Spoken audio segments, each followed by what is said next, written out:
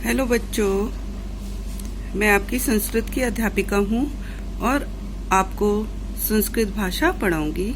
आज मैं आपको आपकी पाठ्य पुस्तक सैमुषी से प्रथम पाठ शुचि पर्यावरणम पढ़ा रही हूँ।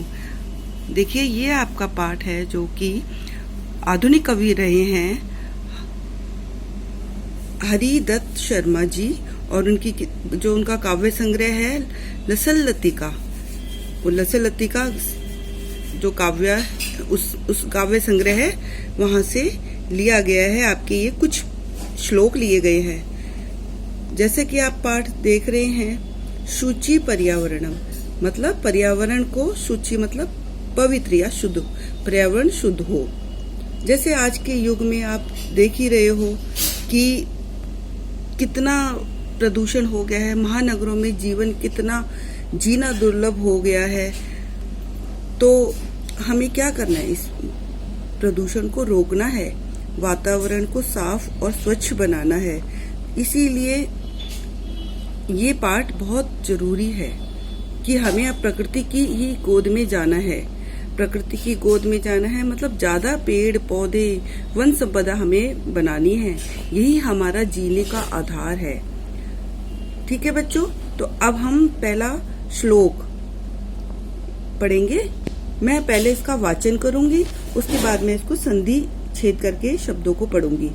फिर मैं इसका अन्वय के आधार पर अर्थ बताऊंगी और फिर अगले वीडियो में हम इसका अभ्यास कार्य करेंगे, एक श्लोक का ही। ठीक है, तो दुर्वहमत्र जीवितम जातम प्रकृतिरेव शरणम शुचि पर्यावरणम महानगर मध्ये चलदनिशम कालायश्चक्रम मनः शोष्यत तनुपेश्यत भ्रमति सदा वक्रम दुदान्ते दर्शनैरमुना स्यान्य जन प्रसन्नम शुचि पर्यावरणम। देखा मैंने मैंने आपका ये श्लोक पढ़ा। अब मैं आपको इनको संधि करके पढ़ाऊंगी।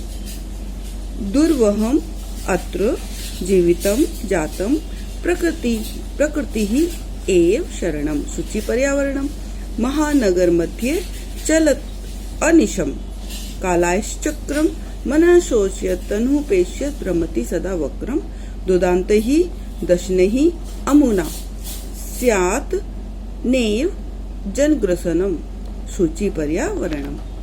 समझ आया बच्चों? मैंने कई शब्दों को संधि करके पढ़ा है। तो जब अन्वय आता है तो हमें संधि करके ही उन शब्दों का संधि विच्छेद करके ही हमें उनका पढ़ना होता है और अर्थ देखना होता है। अब मैं आपको अन्वय जानते हैं ना कि जब हम किसी श्लोक की भी हिंदी करते हैं तो संस्कृत के शब्दों को हम आगे पीछे कर लेते हैं हिंदी के आधार पर, तो वही अन्वय कहलाता है। ठीक है, अब मैं इस श्लोक की जो मैंने अन्वय के आधार पर श्लोक मैंने अलग अलग शब्दों की कर रखे हैं, अब हम उससे पढ़ेंगे। ठीक है, ये मैंने खुद बनाया है और आप ऐसे ही मैं आपको ये पेज फोटो भी भेजूंगी इस पेज की, जिससे आपको और भी आसान हो जाएगा। अब देखिए, मैंने एक तरफ अन्वय लिखा हुआ है, एक तरफ अर्थ लिखा हुआ है। अत्र जीवितम मतलब यहाँ जीवन जीना, जीवितम मतलब जीवन जीना।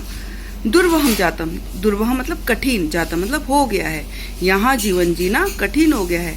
प्रकृति एव शरणम, प्रकृति ही शरण है, हम लोगों के लिए प्रकृति ही शरण है। शुचि पर्यावरणम, पर्यावरण पवित्र हो या शुद्ध हो।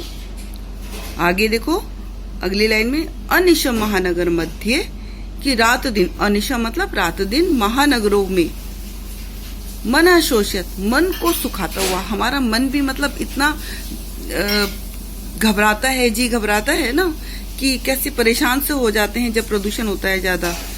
तनु पेशियत और शरीर को पीसता हुआ। शरीर को पीसना मतलब बहुत ज्यादा, अब आजकल देखो कितनी बीमारियां हो गई हैं, तो शरीर के अंदर कुछ ना कुछ परेशानी होती रहती है। कभी जुकाम हो गया, कभी कोल्ड हो गया, कभी खांसी हो गई, कभी बुखार हो गया। ये किससे होता है? प्रदूषण से ही होता है ना। तो मन को सुखाता हुआ, शरीर को पीसता हुआ। चलत कालायश चक्रम लगातार चलता हुआ लोहे का पहिया सदा घूमता रहता है। सदा वक्रम भ्रमति, सदा घूमता रहता है, मतलब टेढ़ा मेढ़ा, टेढ़ा टेढ़ा मतलब घूमता ही रहता है वो। अमुना दुदांती दशनई, अपने भयंकर दांतों से, अपने भयंकर दांतों से जनग्रसम ना एव स्यात्, लोगों को ग्रास ना बनाए, मतलब महानगरों के अंदर जो इतना प्रदूषण हो गया है वो लोगों को प्रभावित कर रहा है, मतलब लोगों को परेशान ना करे, उनको कठिनाई में ना डाले, उनको बीमारियों में ना घेरे, इसीलिए शुचि पर्यावरणम, इसीलिए पर्यावरण पवित्र हो। तो बच्चों, मैंने आपको ये अन्वय के आधार पर अर्थ बता दिया है और इसकी मैं आपको फोटो भी भेज दूंगी। आप इसको पढ़ेंगे और एक एक शब्द के आधार पर हिंदी करेंगे, अन्वय भी देखेंगे, ठीक है। अब अगली वीडियो में मैं इसका अभ्यास कार्य भेजूंगी।